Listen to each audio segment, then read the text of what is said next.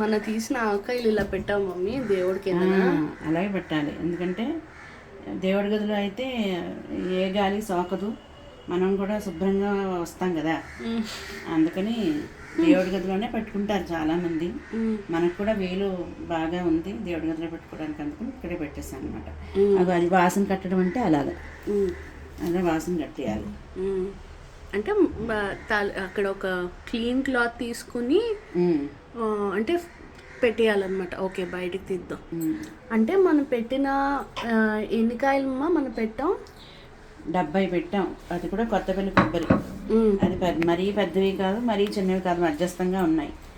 దానికి 2 కేజీల ఆవపిండి, 1.5 కేజీ కారం, ఉప్పు 6.5 గ్లాసులు, అది కూడా తలకొట్టి గ్లాసు. తర్వాత దానికి నువ్వుల నూనె 2.5 లీటర్లు వేస్తే ఇగో ఇలా వచ్చిందనమాట. రుచి కూడా నువ్వు చూసావు కదా, ఆల్రెడీ 2 డబ్బాలు అవగొచ్చాను కదా.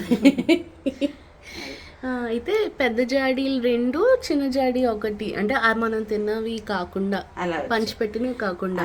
అదే నేను చెప్పాను కదా, ఇందులోంచి డైరెక్ట్గా తీసి ప్రతిరోజు వడ్డించుకోకూడదు.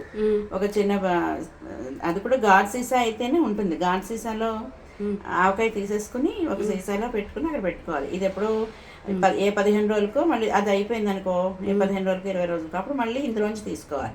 తీసుకున్నప్పుడు నేను టిప్ కూడా చెప్పాను కదా, గరిటె పొడిగా ఉన్నా సరే ఒకసారి పొయ్యి మీద వచ్చిపెట్టి తీసుకోవడం, అప్పుడు నీకు ఆవకాయ ఉంటుంది. తర్వాత తీసుకున్నప్పుడల్లా మీరు తీసుకుని సీసాలో వేసినప్పుడల్లా ఏం చేయాలంటే గరిటెతోటి నొక్కాలి. ఇలాగా నొక్కి నూనె పైన ఉందా లేదా చూసుకోవాలి, లేకపోతే తెల్లగా బూజు పట్టేస్తుంది. నూనె ఉండాలి. నూనె తక్కువ అయితే అప్పటికప్పుడు మళ్ళీ కొంచెం నూనె పోసుకోవచ్చు, అంతేగాని ఇలా ఎక్కడ పడితే అక్కడ వదిలేయకూడదు. ఇలా ఇగో ఈ తీసుకునేటప్పుడు ఈ చుట్టుపక్కల ఇలా ఉందనుకో, అది అలా వదిలేశారు అనుకో, అది బూజు పట్టేస్తుంది. అలా చాలా మంది ఏం చేస్తారంటే ఇలాగ ఈ గరిటెతో తీసుకుని ఇదే గరిటెని జాడీలో వదిలేస్తారు. వదిలేస్తే అంటే స్టీల్ వల్ల ఆవకాయ పాడైపోతుంది, ఆ కారం వల్ల ఆ గరిటె కూడా చిల్లులు పడిపోతుంది. అది అందుకని స్టీల్ గరిటె అసలు మనం అందులో వదలకూడదు, వడ్డించేసుకోవచ్చు. అదే సీసాలో తీసుకోవచ్చు, గరిటతో తీసుకుని మళ్ళీ వెంటనే తీసేయాలి, అందులో ఉంచేయకుండా. అప్పుడు నీకు ఏడాది ఏంటి, ఇంకా 2 ఏళ్ళు కూడా ఉంటుంది. ఒకసారి మళ్ళీ ఒక గరిట తీయండి, సారీ ఏమనుకో. అంటే ఎంత దాన్ని ఏమంటారు, పిండిని చుట్టూతో అది వచ్చిందో చూద్దామని చెప్పి. ముక్కలు మొన్న పిండి తక్కువైంది అన్నట్టు అంటే తక్కువైంది అనిపించలేదు నాకు, అలాగా డౌట్ వచ్చింది కదా.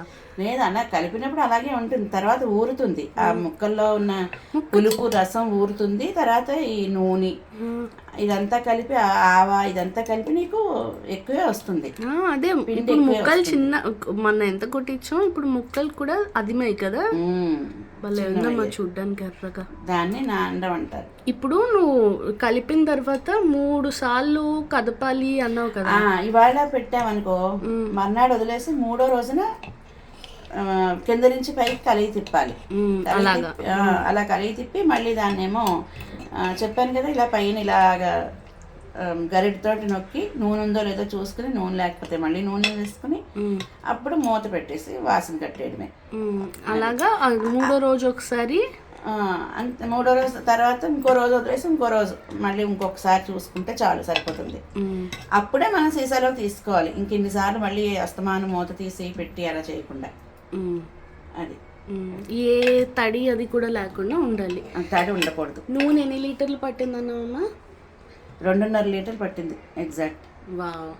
ఇలా చేస్తే సంవత్సరం అంతా ఉంటుంది, మళ్ళీ మనం పెట్టుకునేదాకా ఉంటుంది, ఇంకా కూడా ఉంటుంది, నేను అస్సలు పాడవదు. సరే అమ్మా.